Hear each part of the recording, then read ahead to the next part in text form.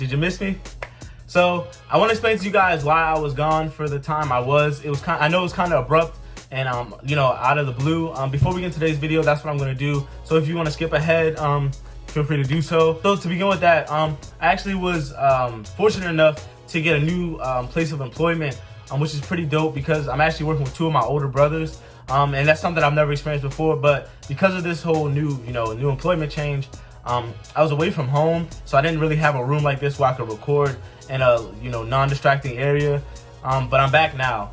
Anyway, another reason though, I also had a vacation lined up before the entire pandemic and everything, which was supposed to be for a week, which I did also go on, which I returned from, not too long ago. And don't worry, I will get tested, for the virus. I'm actually going tomorrow, which is a little nerve-wracking because I don't want my brain to be tickled. But that's another story for another day. Maybe I'll post something about that on my Instagram. And another thing, if you do follow me on Instagram, you may understand why I was gone for a little bit. Because obviously I posted some stuff on there. However, I'm back. I'm back for good. And I'm ready to get back into the stuff I was speaking about before I left. I know I was going over the basics of everything, accounting and investing. I'm going to continue that. Also, on my channel, I did change the channel name to Do-Rag Investing because that was actually the original name of this channel. However, I changed it because I felt like I should follow suit to, how other channels were running and, their names and the way they look. However, I want to stay true to me. If you know me, I got a do-rag on, not always this blue one, but it just so happened this is the cleanest one out of, the ones I have. A lot of my other ones are ripped up. So like I said, I wanted to stay true to my identity and who I am, and Do-Rag Investing or Do-Rag Finance is the new name of the channel. I also do have a Instagram page for this channel, which is Do-Rag Finance. But with that being said, and talking about changing, a little bit of change for this channel. So originally when I created this channel, I wanted to talk about all things finance that I knew, things that I knew about. However, I kind of shifted towards just investing, which I didn't and do not want to just speak about. So moving forward, I will be doing other things. And I did take not really a poll on Instagram, but kind of a story asking would you guys be interested in this or that? And I got, positive responses. So moving forward, I will be doing sort of challenges, finance challenges and stuff. And showing, ways that, different ways I make money, besides the 9 to 5. So just to give you guys kind of a gist of that, I do resell things as well. Not necessarily retail arbitrage, but I do want to get into that, in a more heavy sense. However, I use Mercari. Mercari is my number one reselling area. I don't really like eBay. It's just a personal preference of mine. Mercari is easy, simple to use, and kind of straight to the point. But that's just kind of, so I just wanted to let you guys know why I was gone and, why the name change and things moving forward. So without further ado, I know why you're all here. Let's get right into the video.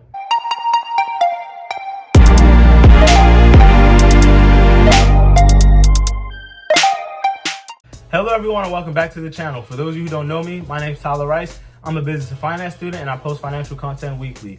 Here we talk about personal finance, investing, and more. But with all that, I am not a financial advisor. I'm simply a random guy here on YouTube sharing my thoughts and my opinions about finance. If you could, please comment, like, and subscribe. It definitely helps out the channel. Surprisingly though, I actually, one of my, not my last video, but my second to last video somehow went insane. So I don't know if you guys, if you guys shared or whatever. I definitely appreciate that. It brought a lot of new subscribers to the channel, even while I was gone. So we were up, I think, around 25 and 30 new subscribers. So to you all, welcome to the channel, welcome to the family, and let's get into today's video. So in today's video, we're gonna be talking about 3 assets that, can potentially make you rich.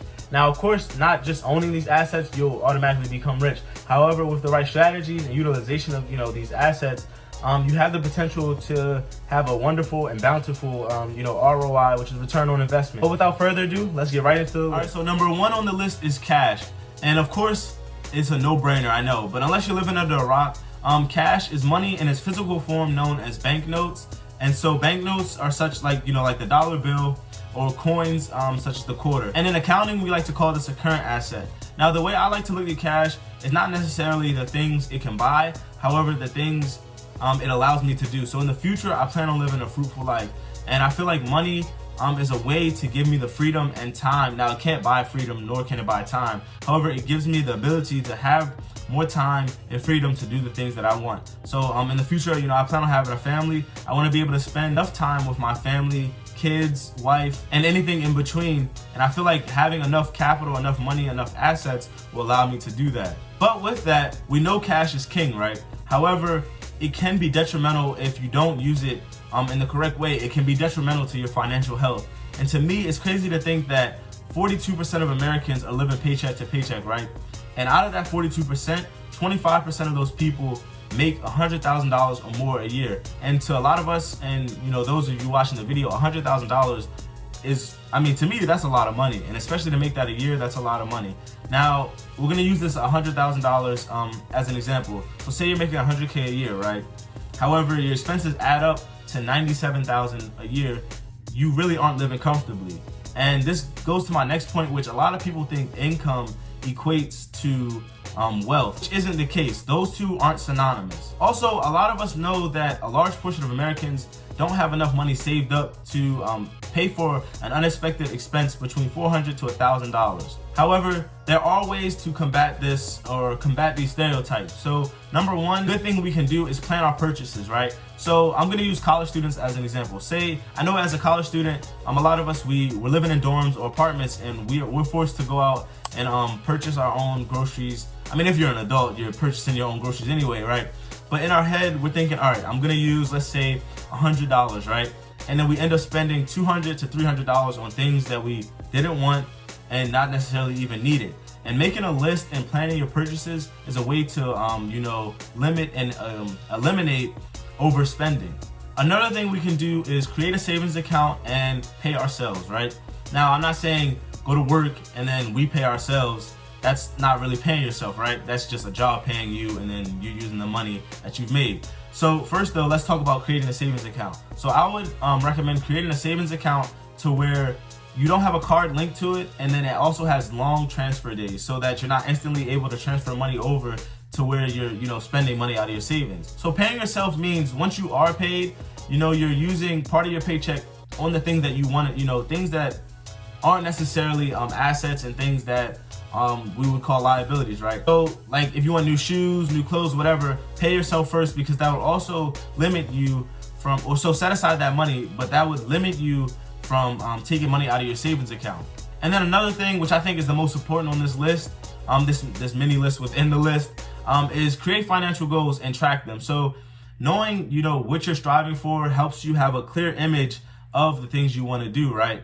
And it also helps you vividly see your progress and if you're not making progress, right? And this would kind of, in a sense, force you to succeed. Because if you create these goals and you're seeing them every day, but you're losing traction and you're going the opposite way, that's gonna force you to kind of amp it up a little bit and, put yourself in a position to succeed. All right, so now we're gonna talk about how the wealthy use cash to stay wealthy and become wealthy. Now, early on, wealthy people generally have good money habits. They are aggressive savers, and they also maintain and build a healthy emergency savings fund. So many wealthy people are actually very frugal as well. They don't live a fancy and expensive lifestyle until they can generally afford it or their assets pay for that. Now, I hope you heard that.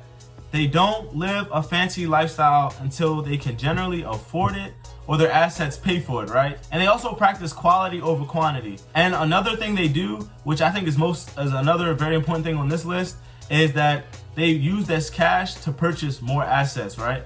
And these assets bring them additional income. So it's crazy to think that 90% of millionaires actually have money invested in real estate for additional income and cash flow. So now it's time for our call to action, your call to action, right? So I would say starting out with things that we can do and realistically afford. I feel like it's always about finding a starting point that's tailored towards you and your ways of using and making money. So use one I would recommend is creating an emergency fund and a savings account. Now these two things are not the same, right? An emergency fund is generally used for, so say you you lose a job or you're not able to work, right? You save up 6 months to a year, or if you're extreme, 2 years and so on, of expenses to where if you do lose a job or you're not able to work, you have money set aside to pay all of your bills and you're not really, worried about how your bills will be paid. A savings account is generally used to save money in order to have money for something like a goal. So say you're saving money to purchase your first rental property, or you're saving money to invest, right? Now, use number 2, I would say, is lowering your expenses, right? And then using that surplus cash to actually find an investment that works for you and works best for your financial goals. Now, this could be a side hustle, real estate, or even in the stock market. But find something that works for you.